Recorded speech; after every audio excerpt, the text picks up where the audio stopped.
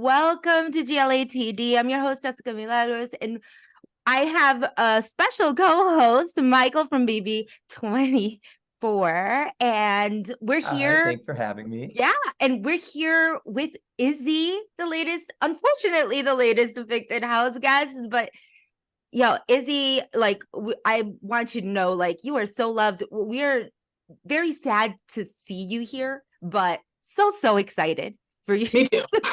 Welcome to the BB family. It's a wacky, kooky one, but we welcome you with open arms. How are you feeling? Thank you. I'm thrilled to be a part of it. I'm devastated. Yeah. I know exactly why I'm here. And it's on me. I know that other people had a hand in it, but I know exactly what I did. And one conversation, can change everything. And I know where my mistakes are, and I have to live with that. So yeah. Let's take it all the way back. I want first date Izzy. Tell me, before you met Suri, before you met Jared, before you met anybody, Izzy, we heard that you are a massive Big Brother fan, but fairly recent. So you went in all full force, and I think that we kind of saw that inside the house. But what was your game plan going in? I mean, I didn't want to plan too much before going into the house, because I knew that I had to be I had to react to the other people that were going to be in the house, but I did know that it was going to be important for me to find a person. Now, I was planning on that being organic, trying to find a person that I connected with, that I felt safe with. I felt like that would be important for me mentally, to stay present and to feel like I could maybe shut game off and just be a person for a minute. I knew that was going to be important. I was not expecting that person to be Suri Fields, the GOAT herself. But I'm thrilled about it. I mean, the connection we had was real. And she's definitely family. Talking about how you kind of came in, expect the unexpected. I think that's the best way to not have too many solid plans. One thing that I was really impressed with, that I noticed you did a lot week one, you kind of used the fear of the unknown to your advantage, like with the multiverse twist and the fact that the memory wall wasn't even revealed. How much of that did you kind of plan going in about being a fan and using knowledge of potential twists and different things in the game to kind of gain some trust with people? I wasn't, I hate the hate on a super fan. It's like, why you hate LeBron James for watching game tape? You know what I mean? I resent people that come into the house and have no idea about the game. And I think, frankly, they were my least favorite players in the house to work with and to be with in the house. So I also know myself and wasn't planning on hiding or lying anything about my life. Yes, maybe I didn't tell that many people that I graduated from Yale, but I played the flute, so it's not that big a deal. But I wasn't planning on hiding those kind of things. And I realized once I got in there how little so many people knew, that I almost couldn't help myself, I guess, and I did think people really looked up to me in that way for information. And so once I was sensing that, it felt like, okay, well, if people think they can be under my wing and learn something from me, that at least would be a positive thing for now. So you looked like you had a good read on a good amount of people. It was a pleasure to watch you on the feeds, because it was always game time for you. And you were going to each and every person. Did you know, though, that there is someone that knows the same secret you do? Yeah, I didn't. I found out that she knows for sure on earlier today. But Jared told me that he told her he had a secret, and that it was related to him having a larger relationship with someone in the house. And I just added to the list of frustrations I had with Jared in the house. Were there many? Were there many? Yes. I love Jared, but his mom's the GOAT, so I'm extremely disappointed that he told Blue, of all people,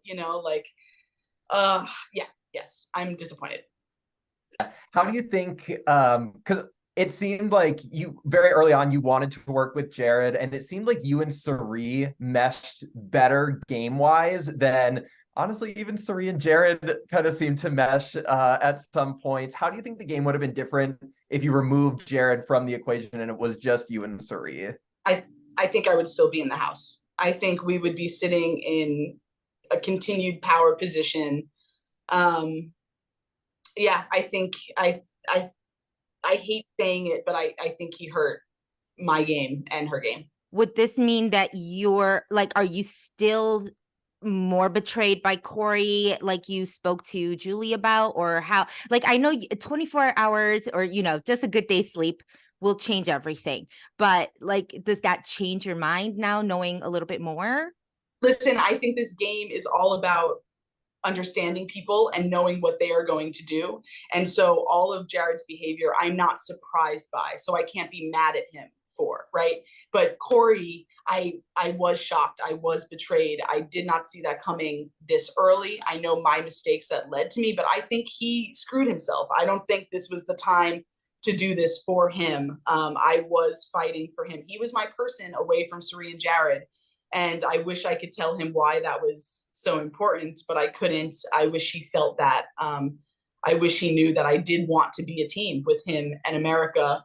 And I know I shouldn't have said I was done with America. I know that, but I did, and I can't take it back. And that's a big reason why I'm sitting here. But no, I'm not shocked by Jared's behavior. So, yeah. I guess so. Unfortunately, we saw that you were the victim of a vote flip this week. It seemed like you had it. I think BB25 might go down in history as the most strategy and waffling between targets. What was it like to be part of that? Because you were so at the center of things every week. What was it like to be part of that scrambling every week? And was there a vote flip that didn't end up going through that you wish would have? I stand by every eviction that we did. I don't believe in fully going back and regretting, because you never know what new variables will come with every evicted person. So Cameron was not, I know he was saying my name for weeks, but like he was not an immediate threat to us in the same way, because I recognized my position in the house, which is why I wasn't nervous about sitting on the block. I got myself evicted. I take full responsibility for that. And I'm not happy about it, but I loved it. I went to work. I sacrificed so much to be there. I love the game, and I planned on working 24/7. And so those that are in the house, those that get to the end staying in the house, not going to work, are extremely frustrating to me. And I will resent very much not being there for longer and being at the end, because I think my gameplay showed that I deserved to continue on in some ways and be a part of maneuvering through the house and showing that you can win this game in a different way. You don't have to win every comp to be a powerhouse in the house. And I think that I proved that in some ways in my short, unfortunately. Agreed. Well, thank you so Absolutely. much. Yeah, thank you so much. Hopefully you're going to be watching the rest of the season. Get on Twitter, or feel free to come on the show and recap with us. We would love to have you and hear your strategy. Michael as well. We can have a little power sesh, and I would love that and so welcome much. and welcome. Thank you so much. Thank you.